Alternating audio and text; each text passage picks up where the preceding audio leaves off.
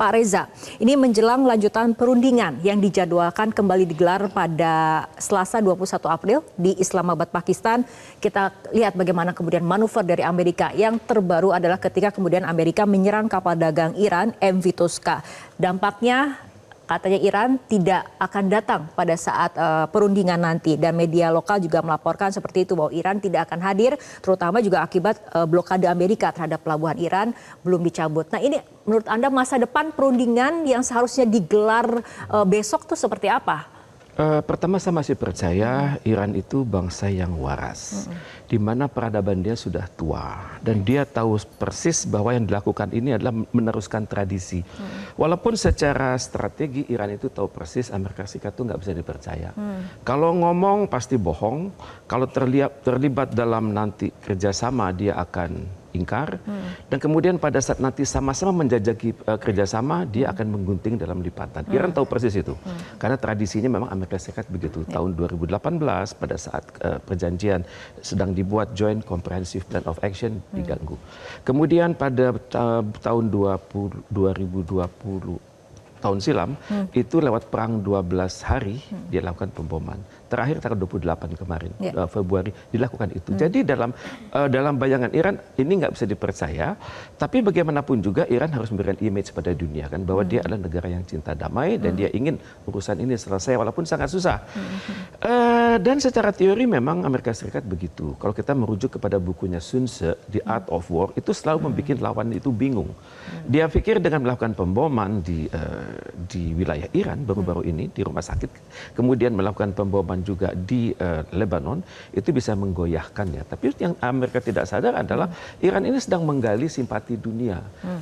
Memang reputasi Amerika Serikat semakin turun di kawasan Timur Tengah.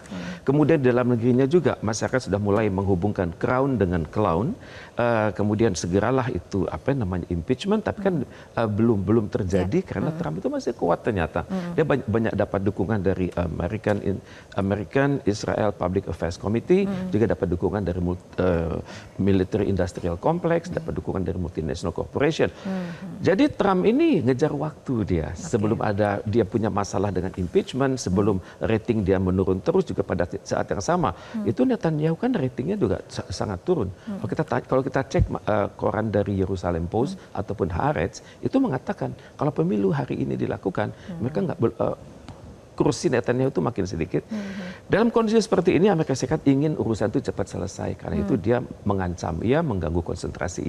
Sekarang tinggal Iran mau nggak datang, tapi tampaknya Iran kalau diminta baik-baik oleh panitianya, oleh Pakistan, oleh PBB, kemudian oleh teman-temannya di PBB seperti Rusia dan Cina, dia akan datang. Dan cuma nanti kita jangan kaget lagi gitu. Kalau Iran datang itu kan full tim. Yang datang itu rata-rata S2, S3, punya pengalaman diplomatik, pengalaman kenegaraan. Sedangkan Amerika Serikat yang datangnya adalah loyalis Donald Trump. Jadi kesannya adalah memang perundingan itu hanya dibikin untuk image oleh Amerika Serikat, nanti ujung-ujungnya diganggu pula oleh Washington maupun juga diganggu pula oleh Tel Aviv. Oke, baik. Bergeser ke Mbak Aisyah, masih melihat bagaimana kemudian langkah dari Amerika mengenai blokade di Selat Hormuz yang dilakukan oleh Amerika Serikat dan kemudian serangan ke kapal dagang Iran ini dinilai bagian dari upaya Washington nampaknya untuk meningkatkan ketegangan justru. Apakah ini juga memang strategi di Amerika untuk tetap berupaya memaksa Iran ini menyerah secara total seperti itu, Mbak Aisyah?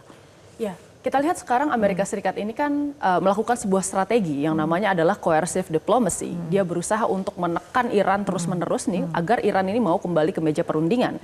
Yang mana kita tahu selama ini kan Iran ini juga sudah bersedia untuk turun ya. Dan kita tahu bahwa kemarin perundingan pertama di Islamabad itu juga gagal karena sticking point-nya itu terlalu besar di antara kedua belah pihak.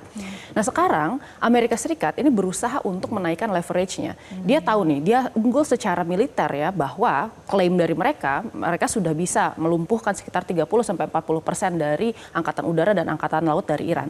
Ya, tetapi memang Amerika Serikat sadar kalau mereka ini sebenarnya sangat kurang di bidang strategik karena Iran ini dia menguasai tadi ya Selat Hormuz dengan menentukan protokol siapa saja yang boleh lewat dan siapa saja yang tidak boleh lewat. Dan ini kan membuat kemudian aliansi dari Amerika Serikat menjadi kesulitan karena ekonomi mereka itu kan terhambat dari sana ya.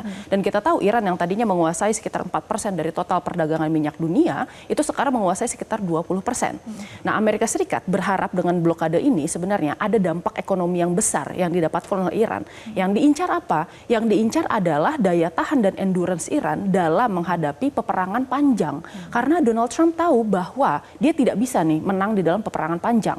Negara yang selalu dirugikan di dalam protracted war itu selalu adalah negara demokrasi yang lebih besar. Karena apa? Konstituen politiknya nanti akan berteriak, khususnya kalau perang ini bukan merupakan existential threat untuk mereka. Kan Iran sekarang rugi sekitar 435 juta US dollar per harinya. Kalau diakumulasi per bulannya itu sekitar 13 miliar US dollar.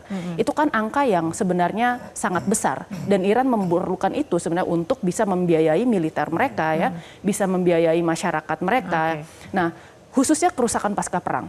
Tetapi pertanyaannya, meskipun strategi ini dinilai sebagai sebuah strategi yang efektif untuk bisa melumpuhkan Iran secara ekonomi, pertanyaannya berapa lama ini strategi ini akan berhasil? Karena untuk blokade membutuhkan waktu sekitar 2 sampai 6 bulan untuk itu fully take place, gitu ya. Dan pertanyaannya adalah apakah Donald Trump punya waktu selama 6 bulan ya untuk menunggu hal tersebut dan memperbaiki citra Republikan sebelum pemilu selanjutnya nanti berlanjut?